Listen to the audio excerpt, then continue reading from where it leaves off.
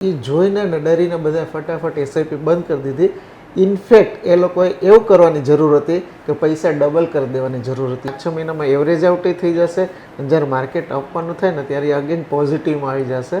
પછી એને ખબર પડશે કે આ એડવાઇસનો મતલબ શું હતો. તમારા સમય 5 વર્ષ અથવા એનાથી ઉપર છે તો આંખ બંધ કરીને તમે મ્યુચ્યુઅલ ફંડમાં વહી જાઓ. જો નાનકડું ઇન્વેસ્ટમેન્ટ હોય ને તો ચાલો કાંઈ વાંધો નહીં. તમને એમ થયું કે કોઈની સલાહ નથી લેવી, આજે તમને એક દિવસ માથું દુખતું હોય તો તમે શું કરો કે ચાલો ભાઈ એક નાનકડી મેડિસિન ઘરમાં જે કંઈ પણ આપણે કરી લે. પણ જ્યારે તમને એમ લાગે કે મારો 2 કે 3 દિવસ માથું દુખે છે તો ડૉક્ટર 90% મને મળશે અને કાં 10% જશે તો તમે શું કરો? મ્યુચ્યુઅલ ફંડમાં ઇન્વેસ્ટ કરતા લોકોમાં નકારાત્મકતાનો માહોલ છે. ક્યાંક ને ક્યાંક લોકો પોતાની એસઆઈપી મ્યુચ્યુઅલ ફંડ બંધ કરી રહ્યા છે. આ માહોલ વચ્ચે આપણે સમજવું છે કે અત્યારે કરવું તો કરવું શું. આપણી સાથે ફાઇનાન્શિયલ એક્સપર્ટ ધર્મેશ સોની છે. આવો જ એમની સાથે સીધી જ વાત કરીએ વાત ગુજરાતી પર. સ્વાગત છે ધર્મેશભાઈ. સીધો જ પ્રશ્ન પૂછીશ. માર્કેટ ડાઉન છે, લોકો ખાતા બંધ કરાવી રહ્યા છે, એસઆઈપી પોતાની ક્લોઝ કરી રહ્યા છે. આ વાતમાં કેટલું સત્ય અને આ સ્થિતિમાં કેવી રીતે ટકી રહેવું? હા, તમારી વાત સાચી છે. અત્યારે છેલ્લા 6 મહિનાથી જે માર્કેટ ક્રેશ થયું છે અને આપણે બધા વાતો કરીએ છીએ કે નેગેટિવિટી ખૂબ બધી આવી ગઈ છે. પેપરમાં પણ આપણે ઘણું બધું જોઈએ અને સાંભળીએ અને લખેલું પણ છે કે ઘણા બધા એસઆઈપીના ખાતા એકાઉન્ટ જે બહુ ડ્રાસ્ટિકલી બધા વધી ગયા હતા છેલ્લા 2 વર્ષમાં, એ અત્યારે છેલ્લા 6 મહિનામાં બહુ સારી રીતે એવા ઘટ્યા પણ છે. બધા એસઆઈપી બંધ કરાવી છે, કાં સ્ટોપ કરાવી દીધેલી છે અથવા એ લોકોએ પૈસા વિડ્રો કરી દીધા છે, સમથિંગ લાઈક એવું. બરોબર. પણ હું સલાહ આપીશ કે આપણે ઘણા વખતથી આપણે આ જ ટોપિક ઉપર વાત કરીએ છીએ કે જ્યારે પણ તમે એસઆઈપી કરો ત્યારે એસઆઈપીનો ટેન્યુઅર હંમેશા 5-10 વર્ષ જેવો હોવો જોઈએ, નહીં કે 3-4 મહિના, 5-6 મહિના કે 7-8 મહિના કે વર્ષ ઇવન. રાઈટ. એનું કારણ છે કે એસઆઈપી શું છે કે જેમ આપણે કહીએ છીએ ને કે ટીપે ટીપે સરોવર ભરાય, તો એસઆઈપી પણ શું છે કે દરેક માર્કેટના ફ્લક્ચ્યુએશનમાં એ પરચેસ થતું હોય છે આપણું, તો જેના કારણે એવરેજ આપણને મળે છે. જનરલી શું થતું હોય છે કે એ વસ્તુ સમજાવવા માટે અને એક્ઝિસ્ટિંગ જેને ઓલરેડી 5-7 વર્ષથી કરેલા છે જેના મ્યુચ્યુઅલ ફંડમાં એસઆઈપી, એ તમને જે નવા ઇન્વેસ્ટર હોય છે કે જેઓ ઓનલાઈન ફટાફટ એસઆઈપી રજિસ્ટર કરી દે છે, ફટાફટ એસઆઈપી બંધ કરી, એ લોકો પાસે છે ને એવું કોઈ ડેટા, કોઈ એવા એડવાઇઝર નથી હોતા કે એને એ શો કરે કે જો 5 વર્ષથી જેનું હતું એને બધા માહોલ જોઈ લીધેલા છે, 2020નું જોઈ લીધું છે, બધા ચડ ઉતર જોઈ લે છે અને હવે એનું તમે રિટર્ન જુઓ. રાઈટ. તો એવું કોઈ કહેવાવાળું હોતું નથી, એ લોકોને એડવાઇસ દેવાવાળું હોતું નથી.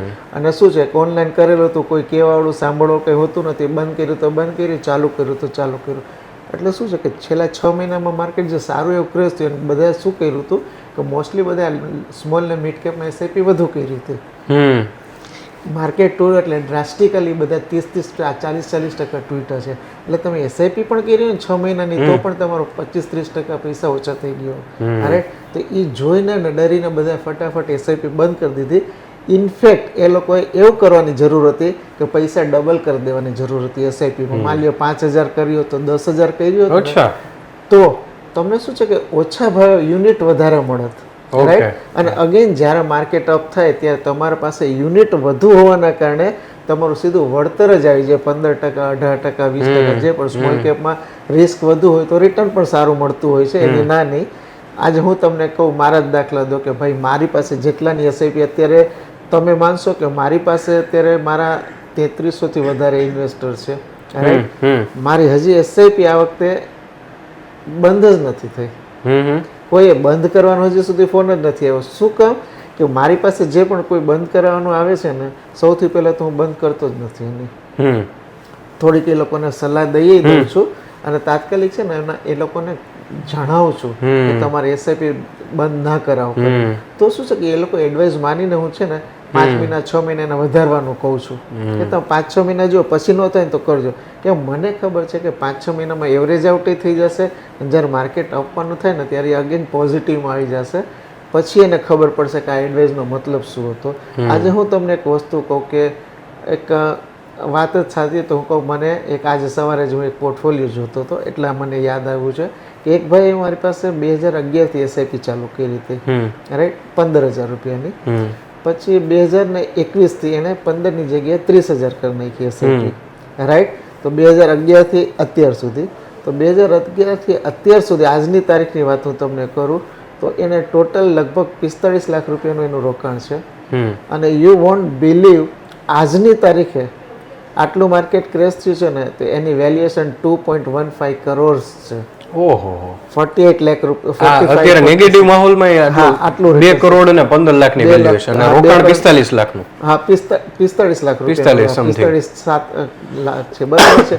તો 45 લાખ રોકાણની સામે 2 કરોડ ને 15 લાખ આ માહોલમાં પણ, આ માહોલની વાત હું તમને કરું છું આજની અને આમાં વચ્ચે પાછું કોરોના એક વયું ગયું છે. બધા અપ એન્ડ ડાઉન જોઈ લીધા ને. 2011માં માર્કેટ ખરાબ હતી, વળી 2014માં કંઈક સારું થયું, વળી પછી 2018-19માં કન્સોલિડેશન આવ્યું ને વળી 20માં જોરદાર પડ્યું ને વળી અત્યારે પડ્યું. તો આ બધા અપ્સ એન્ડ ડાઉન જોઈ લીધા પછી આજે આનું રિટર્ન છે. તો એ કોઈ દી બંધ કરવાનો છે? એ કોઈ દી બંધ નથી કરવાનો. હજી એ માર્કેટ કદાચ પડે તો કદાચ એનો ફરક એ કેટલો પડશે, હજી બીજા 5-25 લાખ ઊભા થશે તોય સાહેબ 2 કરોડ રૂપિયા તો રહ્યા. તો તમને 4 ગણા પૈસા કોણ આપે? 45 લાખ તમે મને જે આપ્યા તો 15 વર્ષના ટુકડામાં આપ્યા છે ને તમે. એવું તો નથી કે 15 વર્ષ પહેલા તમે મને 45 લાખ આપ્યા હતા તો તમે માનો કે ભાઈ 4 ગણા તો થાય, પણ બહુ મોટી વસ્તુ નથી, બરોબર છે. પણ હું કહું 45 લાખની તમે 15 વર્ષ થઈ ગયા, ટુકડે ટુકડા આપ્યા છે, જેટલા ટુકડા થતા હતા ને તમારાથી એટલા તમે કર્યા, અને છતાં અત્યારે આ છે. તો એ દેખાડવાવાળું સમજાવવાવાળું કોઈ હોય ને તો આ પરિસ્થિતિ ઊભી ન રહે. તો એ જ જે આપણે વાત કરી હતી આની, અને પહેલા પણ 1 કે 2 ઓપરેશનમાં આપણે પહેલા વાત કરેલી. મ્યુચ્યુઅલ ફંડમાં જ્યારે પણ તમે ઇન્વેસ્ટમેન્ટ કરો, જો નાનકડું ઇન્વેસ્ટમેન્ટ હોય ને તો ચાલો કાંઈ વાંધો નહીં. તમને એમ થયું કે કોઈની સલાહ નથી લેવા, આજે તમને એક દિવસ માથું દુખતું હોય તો તમે શું કરો કે ચાલો ભાઈ એક નાનકડી મેડિસિન ઘરમાં જે કંઈ પણ આપણે કરી લે. પણ જ્યારે તમને એમ લાગે કે મારો 2 કે 3 દિવસ માથું દુખે છે તો ડૉક્ટર પાસે તમારે જવું જ પડે કે કારણ શું છે. તો એવી જ રીતે તમે એમ થાય કે મારે 1 કે 2 હજાર મારી ઇન્વેસ્ટમેન્ટ કરવા છે, એ મેટર નથી કરતું. તમારું મેટર એ કરે છે કે હવે મારે લાંબા ગાળાનું એક પ્લાનિંગ બનાવવાનું છે. તો I should go or I should consult adviser, એક્સપર્ટને કહેશો તો તમને જે છે ને તમારો લાઈફ ફાઇનાન્શિયલ પ્લાનિંગ એક બનાવી દેશે કે જેના કારણે તમારી એક લાઈફ છે ને સ્મૂથ થઈ જશે. આ તો હમણાં તમને કહું, જો આજે 2 દિવસથી વળી માર્કેટ તો વધ્યું, તમને શું લાગે? તમને એમ લાગે છે હવે કન્ટિન્યુ વરી વધશે ને વરી ઘટશે, તો તમે ડિસિઝન જ નથી લઈ શકવાના ને, રાઈટ. તો બેટર છે એક ફાઇનાન્શિયલ એડવાઇઝર, એક્સપર્ટ પાસે તમે જાઓ, પોતાનું ફાઇનાન્શિયલ પ્લાનિંગ કરો, અને આ રીતે જે છે ને ચાલુ કરવી, બંધ કરવી, લઈ લેવા કરવા, એ જો તમારી પાસે એ ક્યાં થાય છે, સ્ટોક માર્કેટમાં તમને મળ્યા હોય ને કે ભાઈ ચાલો મેં એક સ્ટોક લીધો, થોડાક પૈસા મળ્યા, નીકળી ગયા, બીજું લીધો, નીકળી ગયા, સમવોટ એ પણ જો તમને અનુભવ હોય ને તમને ખબર હોય તો કરો, તો કરાય. નથી કાંઈ ખબર, don't play with your money, બરોબર છે. એની થોડી ગંભીરતા તમે લોકો સમજો અને એનું પ્લાનિંગ કરો. કોઈ પણ ફંડ, મ્યુચ્યુઅલ ફંડ એડવાઇઝર પાસે જાઓ, ફાઇનાન્શિયલ પ્લાનર પાસે જાઓ, કે જ્યાં પણ તમને તમારી નજીક કોઈક એવા સારા હોય તો ગો દે. ભલે તમે એનું ચેક કરો બેકગ્રાઉન્ડ, કેટલા વર્ષથી છે, શું કરે છે, એની પાસે કેટલો ક્લાયન્ટ બેઝ છે, કેટલો મોટા પોર્ટફોલિયો છે. તો શું છે કે તમને એના અનુભવનો પણ લાભ મળે. આજુબાજુ તમારા જાણીતા હોય તો પૂછો કરો, પછી એની સાથે કામ કરો, પણ મેક શ્યોર કે તમે ફાઇનાન્શિયલ પ્લાનિંગ કરીને આગળ વધો. જે રીતે આડેધડ ન કરો. પૈસા જે રીતે આવે છે ને એ રીતે જાતા વારે નહીં લાગે.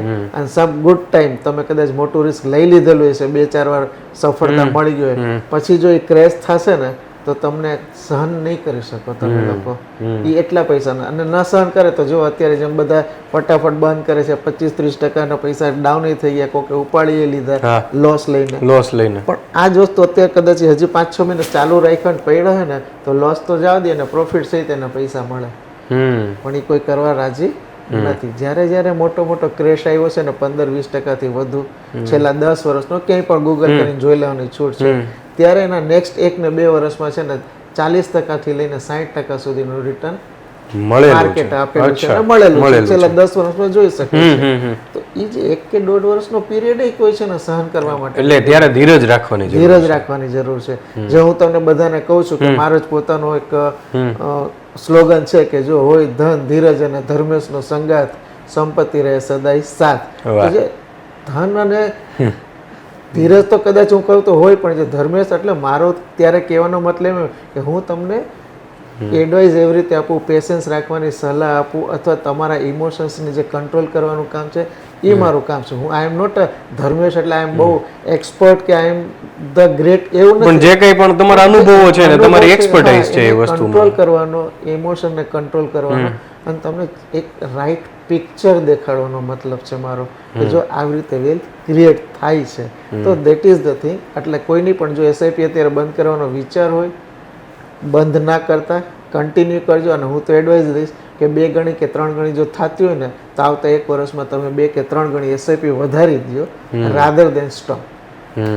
તો મિત્રો તમારે પણ ધર્મેશ સોનીનો કોન્ટેક્ટ કરવો છે, એમનું ફાઇનાન્શિયલ પ્લાનિંગ, એમનું ગાઈડન્સ જોતું છે તો એમની ટીમનો કોન્ટેક્ટ કરી શકો છો, એમનો પણ કરી શકો છો. સ્ક્રીન ઉપર નંબર આવી રહ્યા હશે એની ઉપર કોન્ટેક્ટ કરી શકો છો અને બાકીની બધી ડિટેલ તમને ડિસ્ક્રિપ્શનમાં મળી જશે. ખૂબ મહત્વની વાત કરી ધર્મેશભાઈ, પણ મારે એ પૂછવું છે કે અત્યારે દાખલા તરીકે માર્કેટ ભલે ડાઉન હોય પણ તમે કીધું કે આની અંદર એક મોકો છે, એક તક છે રોકાણ કરવાની, બરાબર, પણ મારી પાસે દાખલા તરીકે મારે એસઆઈપી નથી કરવી અને મારી પાસે અત્યારે એક્સ્ટ્રા 1 લાખ રૂપિયા પડ્યા છે કે જેને હું ગમે ત્યાં રોકી શકું એમ છું, તો હું મારે એફડી કરવી જોઈએ કે માર્કેટમાં રોકવા જોઈએ કે કોઈ શેર લઈ લેવા જોઈએ? તો મારી પાસે જે એક્સ્ટ્રા 1 લાખ પડ્યા છે એનું અત્યારે ક્યાં રોકાણ કરવું જોઈએ? Okay fine. હવે મેં જે તમને વાત કરી કે હંમેશા માર્કેટ જ્યારે એક ફોલ થાય ઇટ્સ એન ઓપોર્ચ્યુનિટી, રાઈટ? હવે તમારા 1 લાખ રૂપિયા છે, તમે જો એમ કહેતો હોય કે આ 1 લાખ રૂપિયા મને શેર બજારનું નોલેજ છે, મને બધું ખબર છે, ગો ફોર ધ શેર, કાંઈ વાંધો નહીં, મને કાંઈ વાંધો નથી. જો નોલેજ હોય તો તમને પાસે નોલેજ હોય, તમને ખબર કે આ કંપની સારી છે, સારી કઈ, તો એના માટે એનો કોઈ પણ સ્પેસિફિક એવું નથી કે આ સારી છે.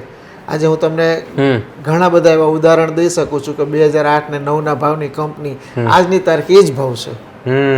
એવા 50 કંપનીના ઉદાહરણ આપણે મળી શકે એમ છે કે છેલ્લા 10-12 વર્ષમાં કંઈ રિટર્ન જ નથી આપ્યું. પ્રાઇસનું મુવમેન્ટ વિધિન દેટ રેન્જ ફરે છે, એ 100, 200, 500ની રેન્જમાં જ ફરે છે, એટલું રેન્જ એટલે એમાં મળતું નથી, રાઈટ? બીજી વસ્તુ એફડીની તમે વાત કરેલી કે કદાચ તમે એફડી કરો કે સેફ્ટી સિક્યોરિટી માટે, તો એફડી જો તમને 6, 7 ને 8% રસ હોય, ઇન્ફ્લેશન 6.5-7% છે અને 20% તમને મળવાના છે, તો તમને એમાં પણ કંઈ ફાયદો નથી. પૈસા તમારા સેફ રહેશે એટલું જ. જો એ રાખવું હોય તો બેટર છે એફડીમાં તમે જાઓ.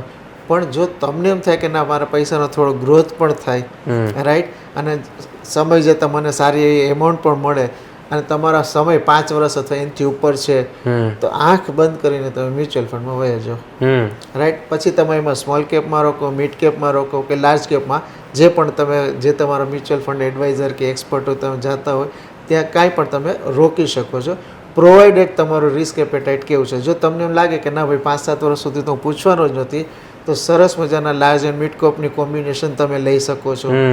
અથવા તમને એમ થાય કે ના મારે રિસ્ક લેવું જ છે, દેખા જાયગા, વાંધો નહીં, મિડ ને સ્મોલ કેપનું કોમ્બિનેશન બેલેન્સ કરી શકો, બેલેન્સ આવી રીતે કરી શકો છો અને લઈ શકો છો, એટલે એમાં કંઈ વાંધો નથી. આ એકચ્યુઅલી મારા મતે તો આ ગોલ્ડન ઓપોર્ચ્યુનિટી છે કે અત્યારે માર્કેટ સારું એવું ક્રેઝ થયું છે, સ્મોલ ને મિડ કેપ સારા એવા પડી પણ ગયા છે, તો પણ લઈ શકો છો. પણ અધર વે રાઉન્ડ કદાચ તમને એમ થાય ને કે અત્યારે સ્મોલ ને મિડ કેપ પડી ઘણું ગયું છે પણ હવે મને ડર લાગે છે કે કંઈક ખોળકાર ન આવે, તો બેટર છે કે તમે થોડુંક મલ્ટી એસેટ એલોકેશન ટાઈપનું છે, લાર્જ કેપ ટાઈપ છે, એનું પ્રોપોર્શન થોડુંક વધારે રાખી શકો છો.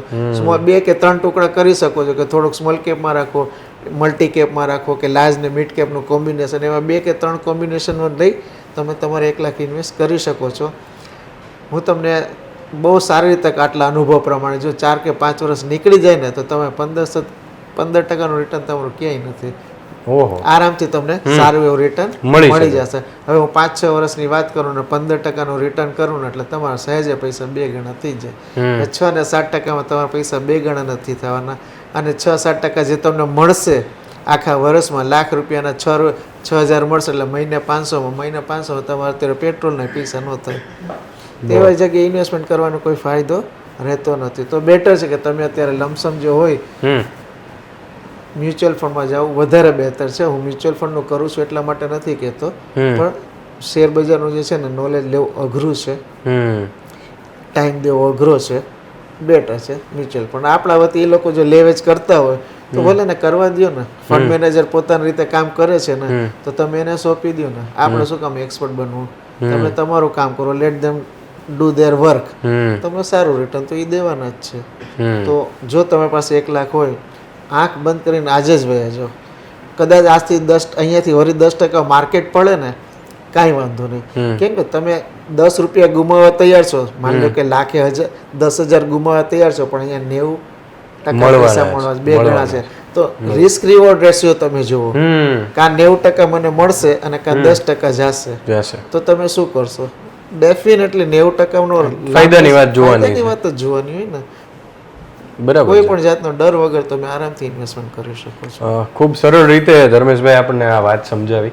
તો આવી જ કંઈક ફાઇનાન્સ રિલેટેડ તમારું રોકાણ ક્યાં કરવું, આ બધી વાતો એમની સાથે આવનારા એપિસોડમાં કરતા રહીશું.